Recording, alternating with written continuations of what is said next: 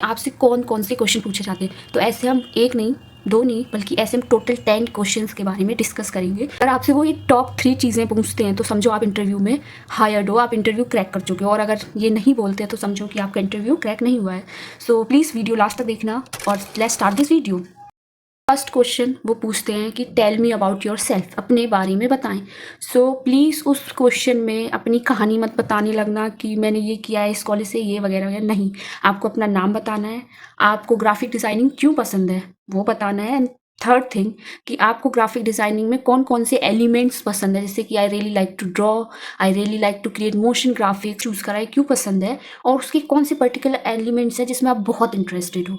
सो ये first question है कि tell me about yourself. Then second question जो भी वो पूछने वाली हैं वो जनरली डिपेंड करता है कि किस तरह की कंपनी है क्या है, तो वो थोड़ा बहुत शायद पूछ लेते हैं कि आपने ग्राफिक कोर्स किया है कि नहीं किया है और आपने ग्राफिक डिज़ाइनिंग कैसे सीखी है।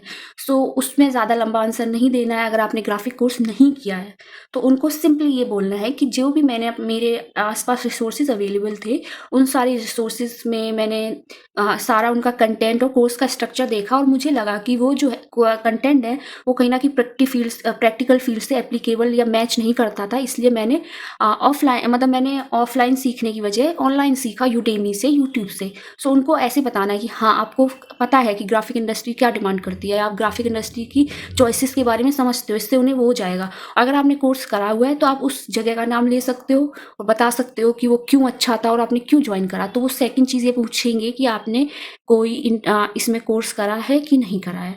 So this is the second question. Third question में सिंपल से आपसे पूछेंगे कि आप मुझे अपनी कोई, अगर उनके पास डिज़ाइन या पोर्टफोलियो होगा तो आपको, जैसे अगर कोई शायद एचआर के पास आपने भेजा हुआ है अपना पूरा डिटेल्स, तो शायद जो हायर कर रहे हैं, जो इंटरव्यू ले रहे हैं, जनरली मैनेजर्स लेते हैं, डिजिटल मार्केटिंग के हेड्स जो होते हैं वो ले लेते हैं इंटरव्यू ग्राफिक डिज़ाइनर का।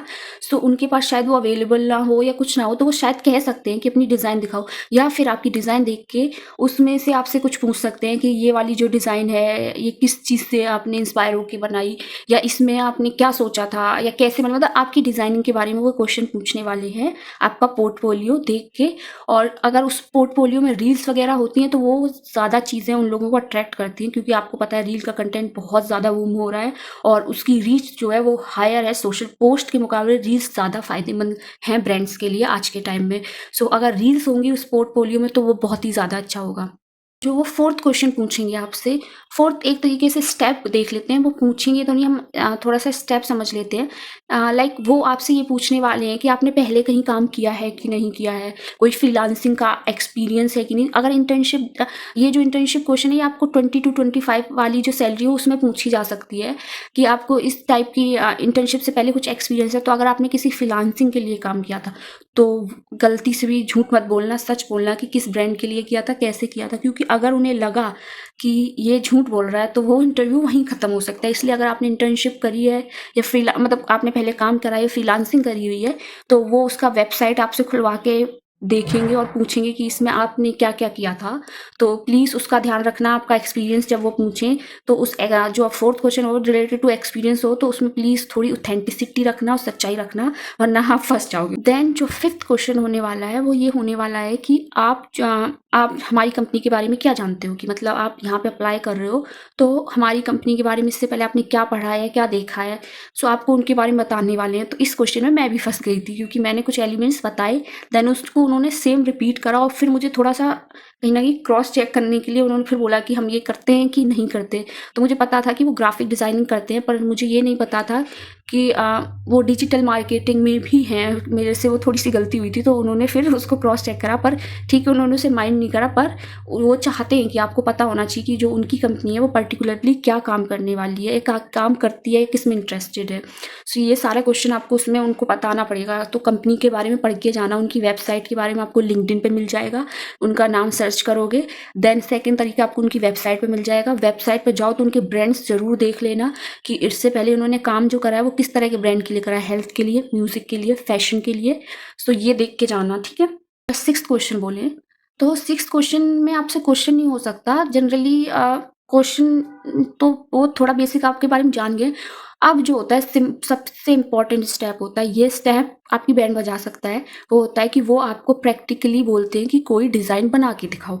आपको वो कंप्यूटर दे देते हैं, आपको वो पंच लाइन कभी-कभी दे देते हैं, आपको सारा उनके ब्रांड का फेस जिस भी चीज़ के लिए क्रिएट करना है वो सारा एलिमेंट दे देते हैं और बोलते हैं कि आप हमारे लिए इस पंच लाइन से रिलेटेड एक डिज़ाइन बनाओ। सो उसमें आपको उनके लिए एक डिज़ाइन बनाना होता है और ये स्टेप को हम थोड़ा डिटेल में समझ लेते हैं। तो पहली चीज़, जब आप उनके लिए डिज़ाइन बनाओ तो वो जिस भी वेबसाइट के लिए दे रहे हैं उसका हो सके तो कलर स्कीम समझ लो। 15-20 मिनट में कलर स्कीम समझना होता है और फिर डिज़ाइन करो।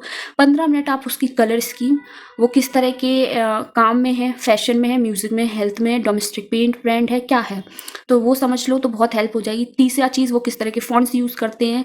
ये नहीं कि आपको एकदम 15 मिनट में ज्ञानी बाबा बनना है, नहीं, सिर्फ देख लो मोटा-मोटा क्या हो सकता है और फिर अपना आइडिया पे काम करो। बहुत मानती हूँ ये थोड़ा डिफ़िकल्ट है, नए इंसान हो, थोड़ा समझने में टाइम लगता है, पर एक बार टाइम दे के समझोगे तो थोड़ा-सा समझ जाएगा। आप वेबसाइट प्लीज़ उनकी देखो, आपको पता चल जाएगा वो किस तरह का काम करते हैं। उनके लिए पोस्ट बनाओ तो आप वो पोस्ट बनाओ तो उसमें ये ध्यान रखना कि उनकी कलर स्कीम सही होनी चाहिए और टाइपोग्राफ़ी। कलर और टाइपोग्राफ़ी जो होती है वो आपका इंटरव्यू क्रैक करने का मेन रीज़न है। सारे क्वेश्चन बेकार भाड़ में जाएँगे, सारी चीज़ें बेकार जाएँगी, मगर अगर कलर थ्योरी और टाइपोग्राफ़ी खराब कर दी तो समझो इंटरव्यू कहीं से भी क्रैक नहीं होने वाला। देन 7th क्वेश्चन, तो जब आप डिज़ाइन बना रहे होते हो एंड में आपको बोलते हैं अपना एक फ़ोल्डर क्रिएट कर लो, तो सीख के जाऊँ मैं, इसमें एक वीडियो भी बना दूँगी, ये बहुत बेसिक है कि कैसे फ़ोल्डर क्रिएट करते हैं। तो फ़ोल्डर क्रिएट करने को बोलते हैं, उसमें बोलते हैं कि जो आपने पेन टूल से कटिंग करी है उसमें रिमूव बैकग्राउंड यूज़ मत कर लेना, वरना वो बहुत अपसेट होते हैं, वो उसको मतलब प्रोफेशनल नहीं समझते। तो हो सके तो पेन टूल से कटिंग करना, और पेन टूल से जब कटिंग करो तो उसको अलग सेव कर देना उस फाइल में, क्योंकि वो एंड में देखते हैं कि इनका कटिंग वगैरह में कैसा है, ये पेन टूल यूज़ कर पाते हैं कि नहीं।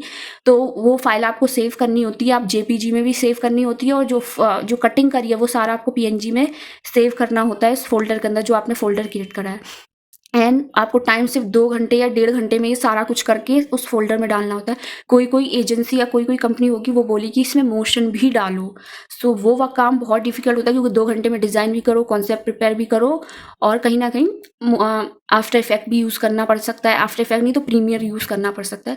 तो इसलिए प्लीज़ जाने से पहले आप उनसे पूछ के जाओ कि आप किस तरह के काम कराने वाले हो। मतलब सीधे नहीं, मैं वो भी वीडियो बना दूँगी कि आप कैसे उनसे जान सकते हो कि जो इंटरव्यू में डिज़ाइनिंग वो कराने वाले हैं वो किस तरह की डिज़ाइनिंग वो कराएँगे। तो मैं आपको वो एक पूरा फॉर्मेट बता दूँगी, उसके लिए आप थोड़ा-सा वेट कर लो। जो 8 क्वेश्चन होता है वो जनरली ये हो जाता है कि आपकी जो सैलरी एक्सपेक्टेशन है वो क्या है, कि आप कितना उम्मीद कर रहे हो सैलरी के लिए।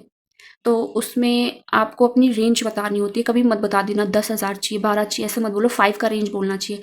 10 to 15 या 15 to 20 या 20 to 25 रेंज हमेशा बोलना, वो ज़्यादा अच्छा लगता है।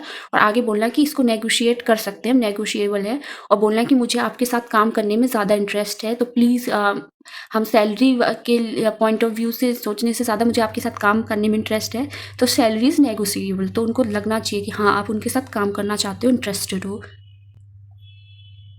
देन 9 क्वेश्चन विल बी कि आप हमारे यहाँ अगर ये 9 और 10th क्वेश्चन अगर वो आपसे पूछते हैं तो समझो कि वो इंटरेस्टेड है और वो आपको हायर कर लेंगे।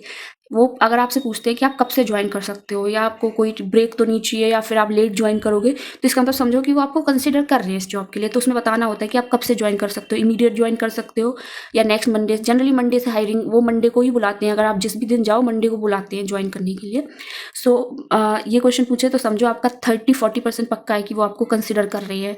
देन जो 10th क्वेश्चन है, सो आंसर कर देंगे इसका, तो समझो कि वो कंसिडर कर रहे हैं, या तो आपको राउंड 2 के लिए बुलाएंगे, या फिर वो आपको फाइनल कर लेंगे। अगर बोलें कि शाम तक मैं बताती हूँ, अगर वो बोलते हैं कि हम देखते हैं और हम कल परसों तक बता देंगे, तो समझो कि एक तरीके से उनकी तरफ से ना है। अगर वो शाम तक बोलें तो समझो कि वो हाँ है। और वो अगर एंड में मतलब एंड में अगर वो आपसे ये बोलें कि हाँ, आपसे बात करके अच्छा लगा और आप आगे क्या क्या चीज़ें और ग्रो करना चाहते हो, अगर आपको हमारी कंपनी के साथ काम करें, तो हम ज़रूर बताना कि ये जो क्वेश्चन थे वो आपको कितने प्रैक्टिकल लगे, या कितने आपको लगता है कि मेरा इंटरव्यू ही अजीब था। सो मुझे कमेंट सेक्शन में ज़रूर बताना, ठीक है। So this is all, thank you so much, और हम मिलेंगे नेक्स्ट वीडियो में। जो पहला दिन का है वो क्या काम करवाते हैं आपसे, तो उस पहले दिन के प्रैक्टिकल काम को लेके वीडियो आने वाला है। So thank you for your time, मिलते हैं